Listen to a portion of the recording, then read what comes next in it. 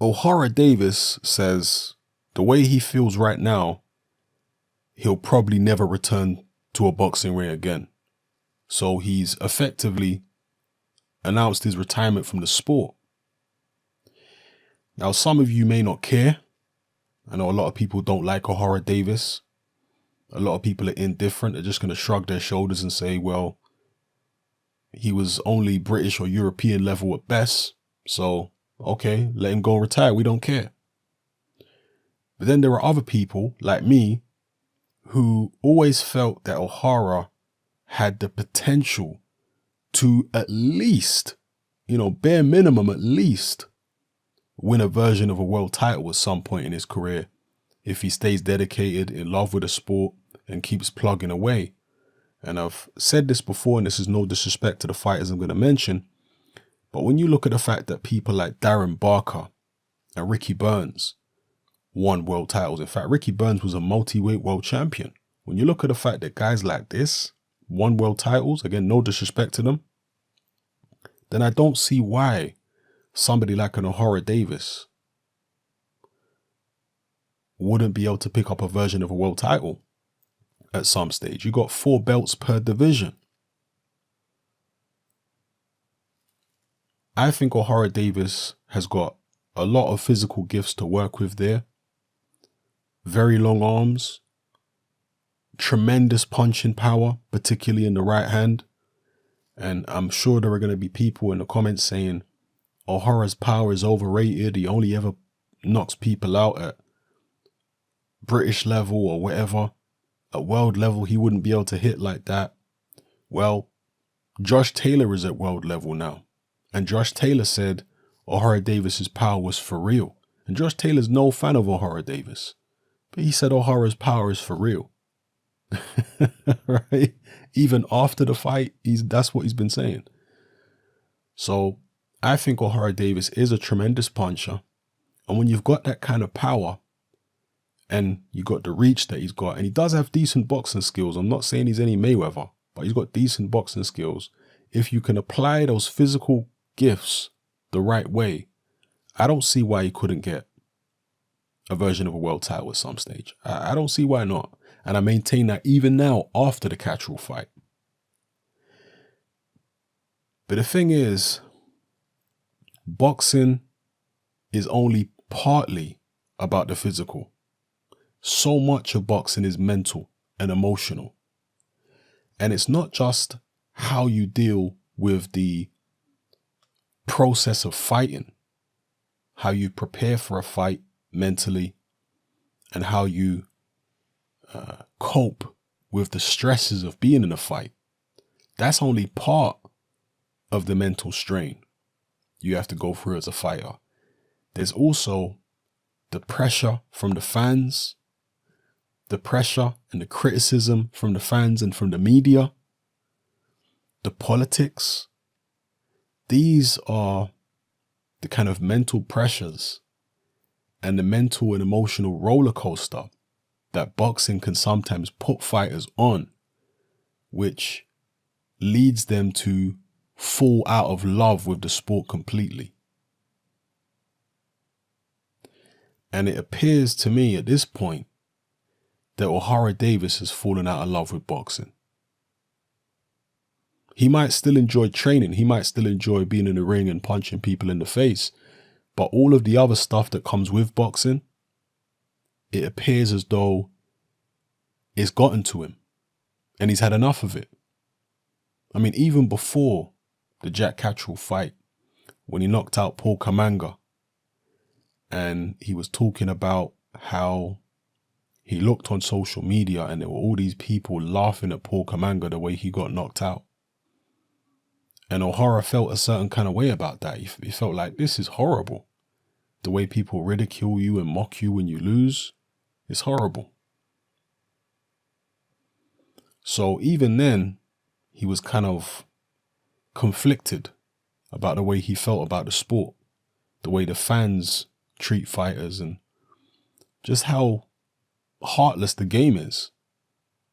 He seemed conflicted about that. And one thing I can tell you about boxing, above most other sports, is if your heart is not completely in it, if you're not completely in love with the sport and totally dedicated mentally, spiritually, and physically, then it is best that you actually get out, because you'll get yourself seriously hurt in boxing. I mean, you can get yourself seriously hurt even if you are in love with it. But if you're not in love with boxing, then the chances of you getting seriously damaged are vastly increased.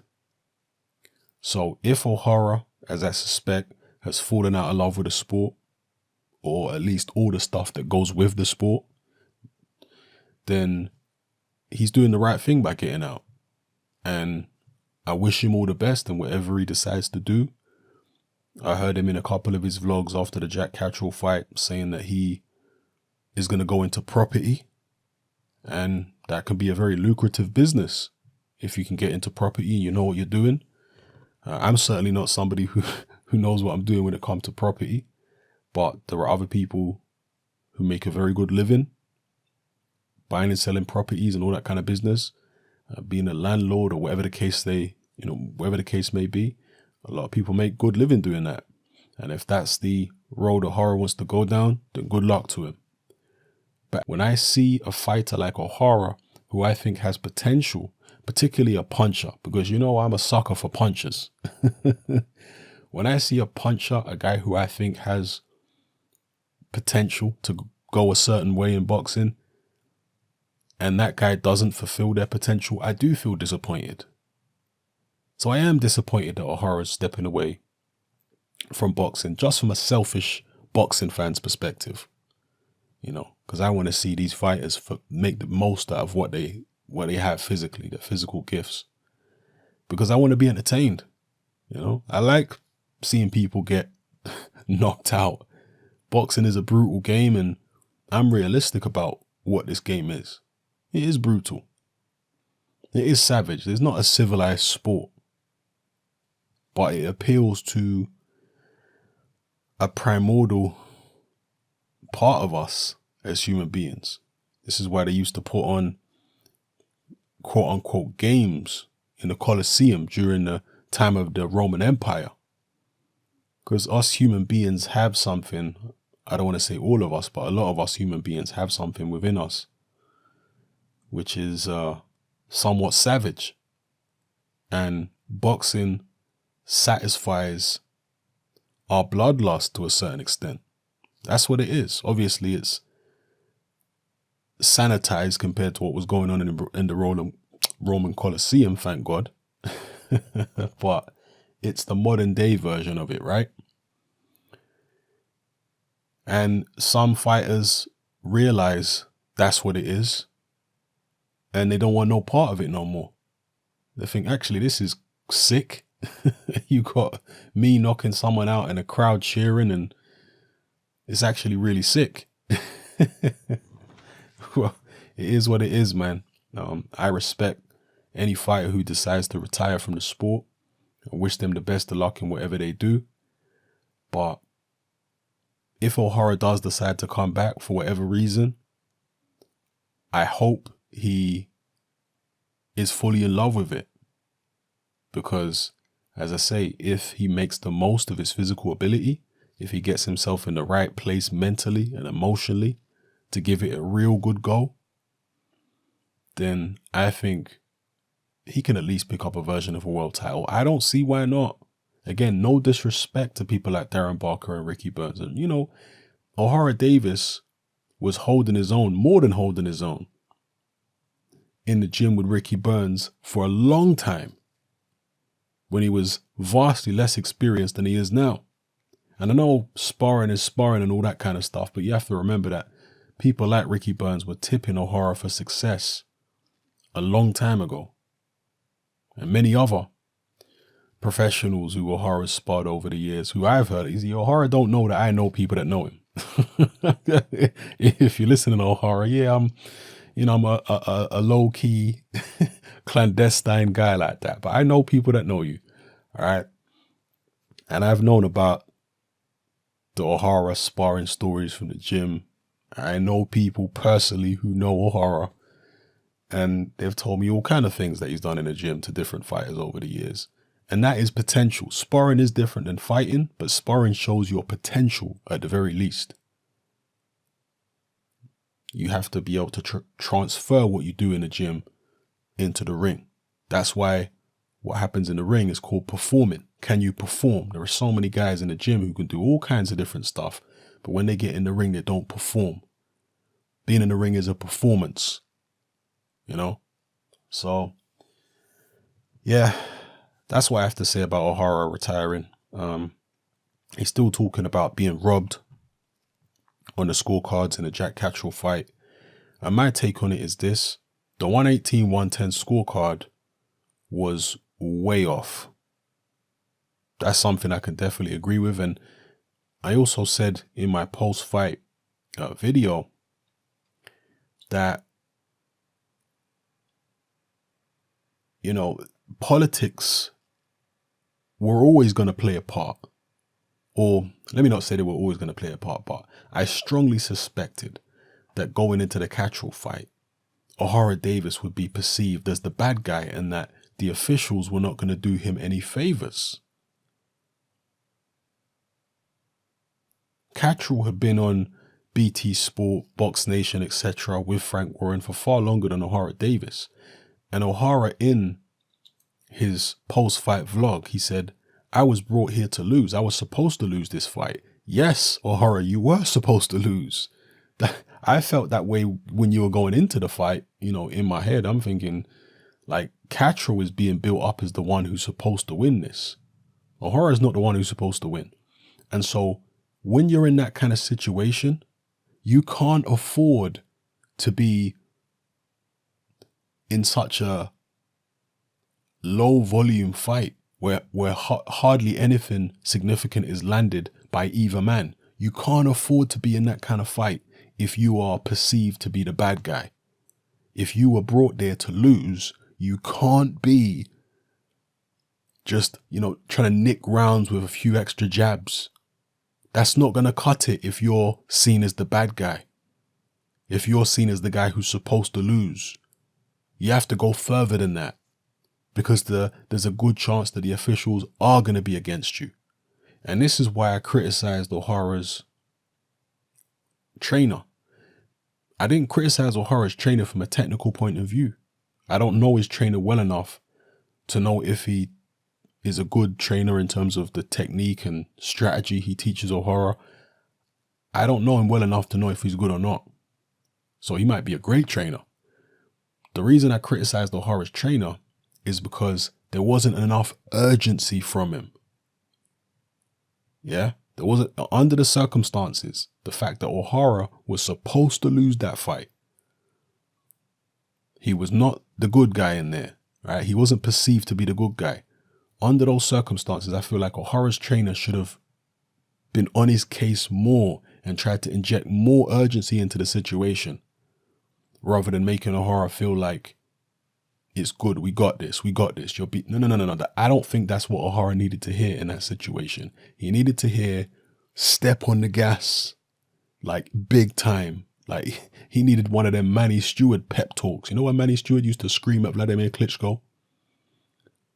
That's what Ohara needed, because the trainer needed to be aware of the situation that Ohara was in. It's not just the fight, it's everything surrounding the fight. You need to be cognizant of all of that.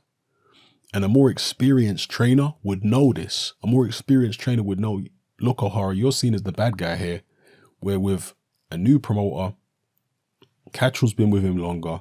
He's been on this station longer. He isn't perceived as the bad guy. You're going to need to win these rounds big to win this fight on the cards. Do you understand? So 118-110 was a ridiculous scorecard. The other scorecards were relatively close to Catterall, and I can't complain about those scorecards. You know, Ohara in some of his videos has been saying that he won the fight and all this kind of business. Of course he's going to feel like he won the fight, because a fighter, when you're in the ring, you have a glass is half full mentality. When you're in the ring, right, you're not thinking so much, particularly if you're a successful fighter. You're not thinking so much about what the guy hits you with. You're concentrating on what you hit him with. Yeah, fighters are naturally confident characters. And they have a glass is half full mentality when they're in the ring. Yeah? They're not concentrating on the shots that they get hit with. They're concentrating on the shots they hit him with. So they go to the corner, unless they've taken a shellacking in a particular round, they go to the corner thinking, yeah, I got him in that round. I scored a few more jabs and what I did was better. So fighters are not usually the best people at scoring fights which they're in. Do you understand? If you're in the ring fighting somebody, you're not in the best position to score the fight. The best position, the people who are in a much better position to score the fight are the people sitting ringside watching. They're in a better position to score than you. As the fighter yourself, you're not going to be the most objective, are you? All right. Honestly speaking, from an objective point of view, I can't complain with a Jack Catterall win. I can't complain. But I also could not complain if Ohara won the fight by a close margin. Because there was nothing in most of the rounds. There was hardly anything landing clean. So I wouldn't have complained if Ohara won it by a round or two. I wouldn't have complained if Catterall won it by a round or two as he did on two of the cards. The only issue I have is with the 118-110. And, you know, was politics involved? Was it because Ohara is perceived as the bad guy and all this kind of stuff? And Jack Catterall was supposed to win. He was the golden boy of that promotion. That very well may be the case. But again, Ohara's team, they should have been cognizant of this. They should have known this. You're not going to go in there. They should have had the mentality of a challenger fighting in a champion's backyard. That's the mentality they should have had. That's the mentality, in my opinion, that Ohara's trainer should have had going into that Catterall fight. That nobody's going to do us any favors here. So we're going to have to rip this victory from Catterall. Do you understand? We're going to have to rip this W from him. But they didn't do that. They thought they could go in there and, you know, land a couple extra jabs around and that would be enough. No, not in that situation. Not in that particular situation, no. And again, that's why, just to repeat myself, I think an experienced trainer was vital at that point. Because an experienced trainer has been in different situations. It's not just what he can teach the fighter in terms of strategy and technique. It's the experience that trainer's been through with many different fighters in many different situations and different circumstances, with the fighter fighting away from home, with the fighter fighting as an underdog, with the fighter fighting a champion in his backyard. Experienced trainers have been through all this kind of thing. They understand the politics. They understand the shenanigans that goes on behind the scenes, outside the ring. An experienced trainer understands all these things. And they can protect a fighter from that. And they can read the situation and tell a fighter what he needs to do at any given moment during a fight. So, again, I don't know Ohara's trainer. I don't want to disrespect him. He might be a great trainer. And if he continues in boxing, the more experience he gets, the better he'll get in terms of teaching technique, but also the better he'll get in terms of reading a situation. You know, Ohara's trainer, I'm sure, will learn from this. I mean, this is invaluable experience for Ohara's trainer, because if he's training somebody else in the future who's in a similar situation, he's not just going to sit back and say, yeah, throw your right hand more, you know, in a kind of casual way. He's going to tell them, step on the flipping gas. Like, let's go here. You got to rip this W from this guy, because they ain't going to do you no favors here. So maybe he'll learn from this too. Anyway, those are my thoughts on Ohara Davies apparently announcing his retirement.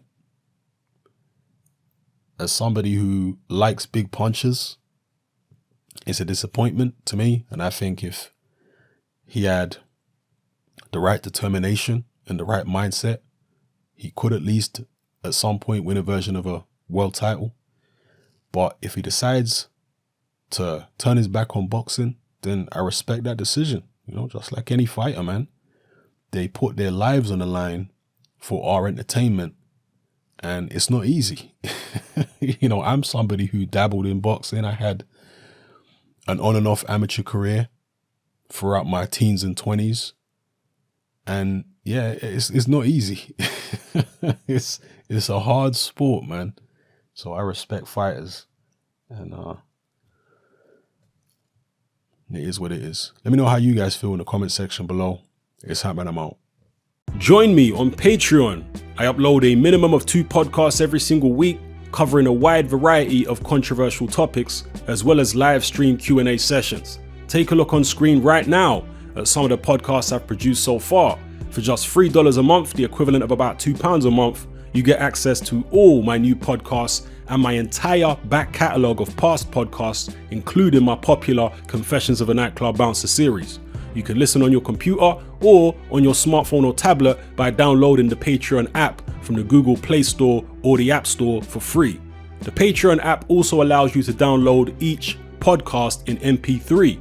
For less than the price of a cup of coffee, you get access to dozens of hours of exclusive content. It's easy to sign up, there's no contract, and you can cancel at any time. So come and join our community of free and critical thinkers by signing up with me here on Patreon today.